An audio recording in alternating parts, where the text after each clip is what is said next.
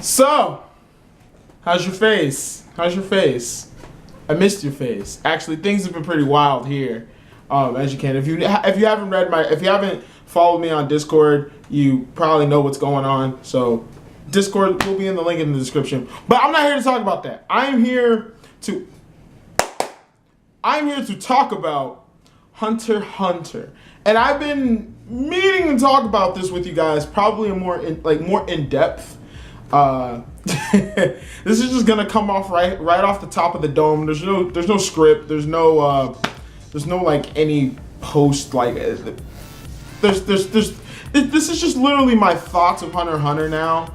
After reading the last 10 chapters, I wanted to wait because of the way Togashi does do it. He'll do 10 chapters, which I think is a volume. So he'll do a volume. He takes a break. Normally we've been getting a volume a year if you like look at his consistencies. There was one time when we got like a whole year without Hunter x Hunter. Anyway, that's all besides the point. I just want to talk about my thoughts of Hunter x Hunter now. Are just kind of what I think he's doing as far as like the characters and the story and stuff like that. So, full disclosure, if you're not caught up on Hunter x Hunter, cultivate your nen. Go watch it on Netflix unless you really like the English dub. I've never seen the English dub. I've only heard a few bits and clips from like offline. I ain't got no cable. Anyway, we're gonna just go ahead and jump into this. So, I think to understand what Hunter x Hunter is, we gotta go back. You know what I mean? We gotta go back to when it was the good old-fashioned Gon and Killua, just kind of where the anime, watch the anime if you haven't. If you are a man of culture, if you are a person of culture, you will go watch the anime. But I feel like to really understand kind of what Hunter x Hunter is as like a show in general, we can all break it down, right? It's a shonen, it's an action, it's an adventure, those are all the genres that it, has, right? And we know that it does things different from very typical shonen anime. I mean, we could even go as far as to say, yeah, there's spoilers in this video. I'm talking about spoilers. Click away. Click away. I already said that. But, we can even break it down as far as, things from, anger. Whereas anger in most shonen animes give them power, and it's an access of power that they will always have. They can always instantly get back to. Anger always results in like another level of power, versus, in Hunter x Hunter, anger got gone power, but in the end, it ended up almost killing him rather than giving him a newfound strength. You know what I mean? It was a double-edged sword. So Hunter x Hunter does a lot of things differently from the other shonens and the other kinds of things that we watch. But I feel like it's really cool because I think the biggest thing about Hunter x Hunter is Hunter x Hunter always felt that it wasn't really about Gon. It really never felt like it was about Killua or Leodio or Kurapika, which I'm getting a Kurapika in a sec. You fangirls, hold your pants on. But anyway, Hunter x Hunter is just generally about people. You know what I mean? It's about people living in the world doing whatever they think is best, which it's really cool and it hits really close to home because that's all we ever do in the real world. Am I right? Getting really deep here, but it's a show about people, and I think that's the coolest thing to kind of go back to. So just kind of time skipping a little forward here to those chapters that I read. This isn't like a formal chapter review or anything, so I hope you wasn't expecting that. But if I miss anything, definitely throw it in the comment section below because I do tend to forget. I don't remember everything. I'm sorry. But Kurapika and the Zodiacs, they're all heading off to this new dark continent, and the Zodiacs are they're talking and conversing. You got Netero's son not son thing. You got that going on as well. But I think the biggest thing from like the last chapters is like we really focused on Kurapika. And you know, Kurapika's, you know, he's part of these bodyguard, you know, he's one of the like several bodyguards, you know, protecting the queen, you know, on like a different floor in like this weird whale submarine type thing. I don't know what to call it, but they're on their way to, you know, they're on their way, and it's really cool because, I mean, it's one of the things that Hunter x Hunter always brings me back to, and it's like the characters. You know what I mean? It's the characters that I keep wanting to come back to in this show. It's never really, like, the action's cool, and, you know, the dialogue is so great because, I mean, Hunter x Hunter is a very dialogue-intensive series, let me tell you. But it's all besides the point. You know, they're figuring stuff out, and then Kurapika believes that he's the only one on this deck, or on this floor rather, that only knows about Nen, which, if you did not know, or I'll just for a refresher course, not everybody in the world knows about Nen. One, you have to be a hunter, and two, you would have had to made it. You would have had to already had your license in order to get to that second part of the true test, where you actually learn about Nen and stuff like that. So not everybody in the world knows about Nen, and Kurapika soon comes to realize that a lot of the people that he's working with do not know about Nen, which is crazy because there's these Nen beasts that are kind of going around and stuff like that, and they're like, you know, there's like these weird assassination attempts and stuff like that. So, you know, Kurapika's really trying to piece together what is really going on.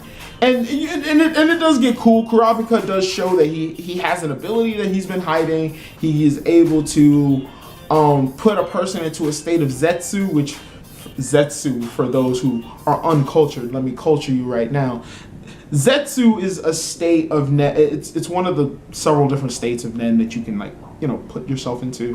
Zetsu is kind of like concealing yourself. If you watch Dragon Ball, you know how they used to like hide their power levels? That's Zetsu. That is Zetsu in the probably the easiest sense. For those of you guys who watched the anime, you probably saw the episode where like Gon was hiding from Hisoka during the Hunter exam. Yeah, that was Zetsu. But anyway, it's to kind of enclose like your presence. You kind of erase your presence from the world, not from the world, but, you know, from, you know, anyone you know that you don't want to be seen from. So he puts a person into a state of Zetsu, but he has access to that person's ability, which is cool because there's a whole bunch of cool give and take with it, because he does end up in order to use like other different kinds of Nen, he has to be in the red-eyed state, or his angered state per se. And that angered state is really cool because if you know, for that red state puts him in like he's like a specialist. So basically he can use he can be an enhancer, he can be a transmuter, he could use it all when he's in the red-eyed state. So it's cool because it gives Kurapika an edge over so many other characters in the series, but that's neither here nor there. So he's going through this base and he's figuring out all this Nen, not Nen, but he's figuring out what's going on with the Nen beast, what's all, there was like 12 bodyguards, and then literally by the time of the 10 chapters, there's only 2. There are like only 2 bodyguards left. And it's him and the other dude with like the weird flamey hair. I can't remember his name. But it's interesting to say. And the only reason I bring up these 10 chapters is because I feel like we're gonna get more into Kurapika's art. Oh, and not to mention there's a spider on the loose. There's a spider on the loose on the boat, if you catch my drift. But I think it always comes back to like what I said in the beginning of this video, where Hunter x Hunter is just about people. And Togashi does this super interesting thing with his writing, which I don't know if a lot of you guys know, but if you do know, then you are definitely one who pays a lot of attention, and hashtag trailblazing if you made it this far. But Hunter x Hunter is really cool because it's able to shift the lens over to any one person. So that's why every character in Hunter x Hunter feels so fully fleshed out, and even like because we were introduced to 4 characters throughout this, throughout the beginning of the show. It's Gon first, then we have Leorio and Kurapika, and then once we really get into the Hunter exam, we get Killua. And the first, I want to say maybe the first, everything in the anime and, everything everything all the way in the anime is pretty much just Killua and Gon's story. Because it's them, it's Gon. It's not just about Gon finding his dad, but it's him growing as a person. It's him, overcoming challenges. And it's this exact same thing for Killua as well.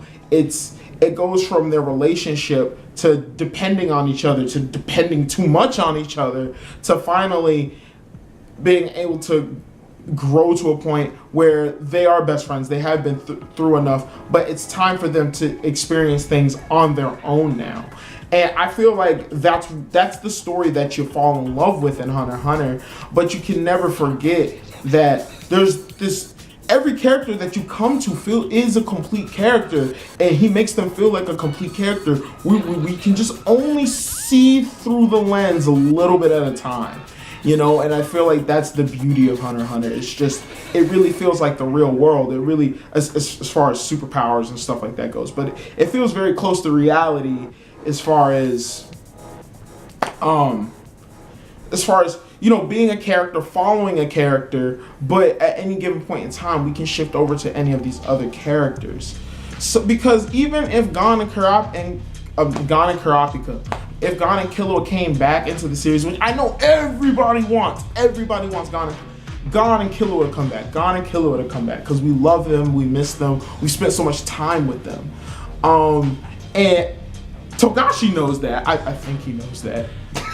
I hope he knows that. But remember, when these characters come back, they're gonna feel like completed characters, you know what I mean? Unless Togashi has still more room for growing for them to do, because they are still kids. So they still have, as far as growing up, they still have a lot that they could still do. But when they come back into the series, if they ever do, which I hope they do, but if they ever do, they're gonna feel way more like completed people, because we've been with them, we've seen their stories. And I feel like for Kurapika, I feel like right now, I feel like this is kind of Kurapika's story, because even before the last hiatus, we got some more backstory on Kurapika's upbringing, and how he was when he was a kid with the actual tribe. And now, I feel, and now we're getting more into, kind of his bodyguard life and him doing more stuff. We're getting to see more of him, because I feel like, let's just put it like this. At the state where it was at now, if Gon and Killua came back into the series, they would feel like these completed characters. Whether if they didn't get any more development or not, they feel 100% like people. But if Leorio and Kurapika came back, they feel like, I'm not saying we don't love those characters. I don't say those characters don't feel complete, because I feel like those characters do feel like full people. They feel like people. They feel like they're there. You know what I mean? I feel like they would just feel so unfinished. You know what I mean? And I think this is Kurapika's time. You know what I mean? This is definitely Kurapika's time to tell us his story. And will he kill all the spiders? Maybe, unless someone else beats him to it. But I think it just goes to, his character does not feel completed. His arc has, for a better lack of a term, is not his story's not done yet. And we haven't even really gotten into the meat and potatoes of Leorio. I mean, besides him becoming a Zodiac and everything, there's still so much things about Leorio, like him wanting to become a doctor, him saving, him using his medical skills, and him becoming, he wanted to become wealthy to help other people. It wasn't that Leorio was selfish, because Come on. When the show first started, everyone thought Leodio was selfish. He was like, he just wants money. But even back in the earlier part of the series, when he told his reasons why, he feels more of a, he feels more like a character because he feels obligated to do something because he didn't have that kind. You know, back then he was at a disadvantage. So now he's become a hunter. He's gonna try and make a better place for people that can't get medical insurance or something like that. He's gonna be a really well-known doctor, and maybe his nen being maybe he's gonna use his nen in a kind of way to help other people. And like I said, the story still has loads and loads and loads to be told. So I just wanted to just kind of go over just everything. If this video was all over the place, just say it was all over the place. And I might have to structure this a little bit differently. But I think that was really pretty much all I wanted to talk about. I mean, definitely leave your thoughts in the comment section below, because I really would like to know how you guys feel about Hunter x Hunter, how you guys feel about those last 10 chapters that we did get, because I'm super excited. I feel like we do need to spend more time with Kurapika, because I feel like he does have a story that needs a finish, you know what I mean? And then we still need to see if Leodio is gonna, we gotta see everything that's gonna happen with Leodio as well. So, because remember, these characters will come and go from the series from huge periods of time in the series. So it's really cool because now we've shifted the lens. And we're now going back with these, going back to the other characters, because I mean, for better or for worse, this show is about those 4 people. So the coolest thing about this show is that it's able to interchangeably go between these 4 characters whenever he wants. And hopefully Togashi does finish it. But anyway, those are all my thoughts on Hunter x Hunter, and yeah, this is just kind of me just gushing about the series as well. So, like I said, leave your thoughts. If you did like this video, I know it's a little different. Definitely go ahead, leave a like, leave a thumbs up for the boy. Should have said that in the beginning. And yeah, like I said, leave a comment. What do you think is gonna happen as far as Hunter x Hunter goes? What do you think is gonna happen as far as Kurapika's arc? Do you think we're gonna be spending time with Kurapika and then switching over to Leodio, or do you think it might go back and forth considering what the Dark Continent arc is really doing? I mean, I just want to hear you guys' thoughts and what you guys think in the comment section below. But anyway, guys, I'm the Sheriff, and I'm gonna get out of here. Bye, I guess. See your face later.